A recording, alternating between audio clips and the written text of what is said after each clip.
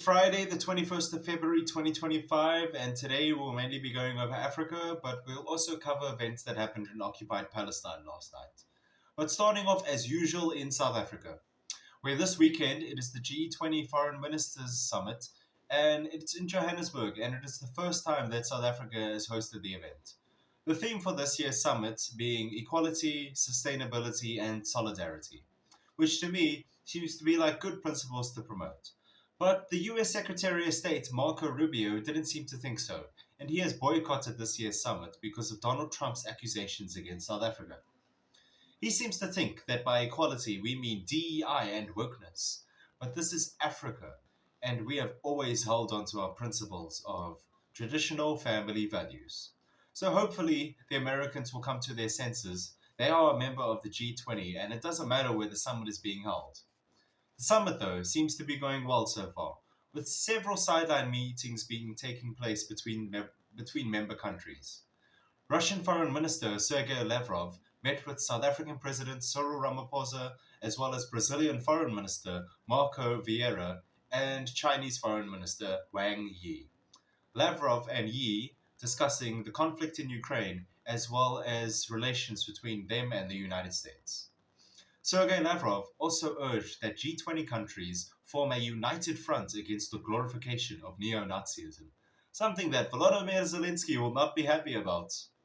In Africa now, but moving on to the DRC, where the conflict is escalating very quickly, after the M23 rebels captured the strategic city of Bukavu earlier in the week.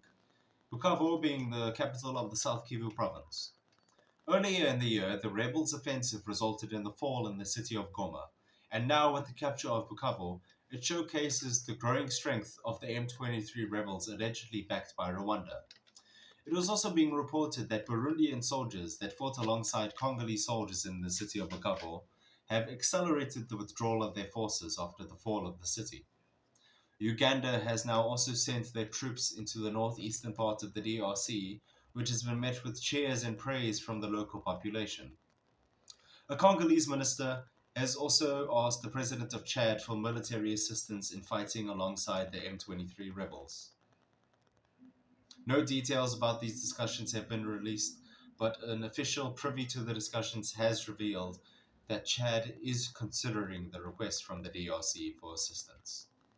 This conflict has displaced millions of Congolese civilians from their homes, and with increased troops from various African countries, including South African, the possibility of this becoming a regional war is definitely increasing. Ending off now in Gaza, where yesterday Hamas handed over to the Red Cross the remains of 4 Israeli prisoners that were killed by Israeli bombardment. وفرنا لها مسكنا آمنا ومريحا وعملناها معاملة إسلامية حسنة كما أمرنا ديننا الإسلامي الحنيف، ولكن بسبب القصف العشوائي والهمجي للجيش النازي جيش الاحتلال قام بقتلهم مع آسريهم.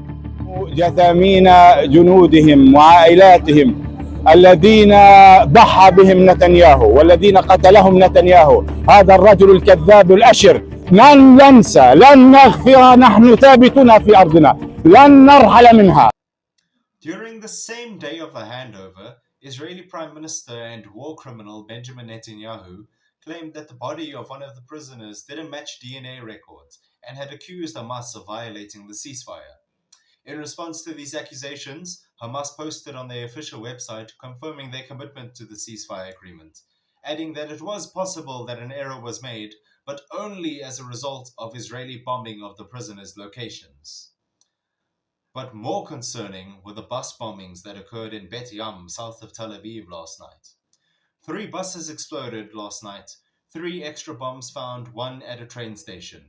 From initial assessment from Israeli sources, the bombs were supposed to go off during the early morning traffic rush, but instead went off last night at about 9 p.m. No resistance movement has claimed responsibility for the explosions, but that didn't stop Benjamin Netanyahu from ordering a strict military operation in the West Bank. Was this a false flag event by the Israelis? I'm not sure, but I wouldn't exactly put it past them. They could use this as a justification to collapse the ceasefire, but that is just my personal opinion. Thank you everybody for tuning in. Enjoy the weekend. This has been Truth Uncapped, signing off.